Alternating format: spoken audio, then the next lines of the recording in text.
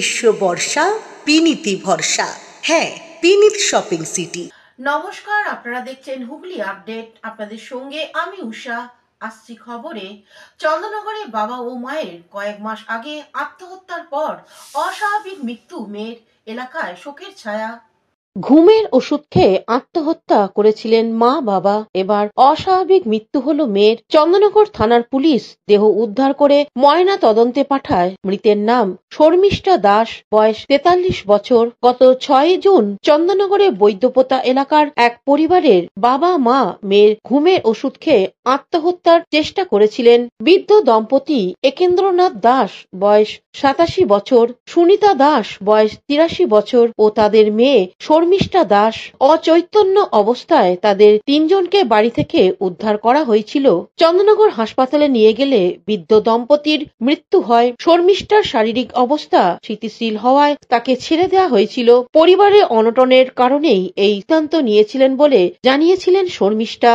এই প্রসঙ্গে পুলিশ ও প্রতিবেশীরা কি জানাচ্ছেন শুনবো। খাবার ফেলে দিকে যাও, খেতো না, এইসব বলতে করতে তারপরে তো আমি তো এই সকালবেলা এখন শুনলাম নাকি জানলা সরিয়ে কেউ একজন পাড়ার প্রতিবেশী দেখেছে, পচা দুর্গন্ধ বেরোচ্ছিল বলে। দেখে তো দেখা গেল, যখন পুলিশ এলো, পুলিশ আসার পর দেখা গেল যে এরকম পচে দুর্গন্ধ বেরোচ্ছে, মারা গেছে। তাহলে মানে কদিন হয়ে গেলে মারা গেছে? হ্যাঁ, সেটা তো আমরা সঠিক ঠিক জানি না কবে। কিছুদিন আগে তো বাবা মা তো মারা গেছিল। কিছুদিন আগে ওর বাবা মাও মারা গিয়েছিল। এই মেয়েটির নাম কিছু? শর্মিষ্ঠা দাস। আপনি কেউ আত্মীয় হন না পাশে? ওনাদেরই তরফে একজন আত্মীয়, অনেক সম্পর্কে। কি বলবেন এই ব্যাপারটা নিয়ে? কিছু বলার কিছু নেই, মানে বাবা মা চলে গেছে, একা থাকতো, খাবার দেওয়ার চেষ্টা করেছিলাম, খাইনি, কি করা যাবে, চেষ্টা তো করেছিলাম।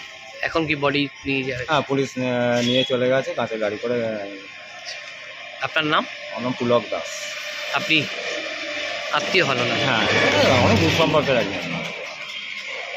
কি আজকে সকালবেলা এই কর্পোরেশনের লোকেরা এসে ডাকাডাকি করছিল, কোনো সাড়া শব্দ পাইনি। তারপর শুভজিৎ বাবু কাউন্সিলর উনিও এসেছিলেন, তারপর পুলিশে খবর দিয়েছিল, পুলিশ এলে দরজা ফরজা ভাঙলো, ভেঙে ভেতরে গিয়ে দেখে মরে পড়ে আছে। তারপর লাস্ট কবে দেখা গেছিল? বহুকাল আমরা দেখতে পাইনি। হ্যাঁ, ও বাড়ির ভেতরেই থাকতো, কেউ ডাকলেও সাড়া দিত না। বলছে তো বেশ কয়েকদিন মানে পচা গন্ধ বেরোচ্ছে, বেশ কয়েকদিন হয়ে তাহলে মারা গেছে। কি নাম ছিল মেয়ে?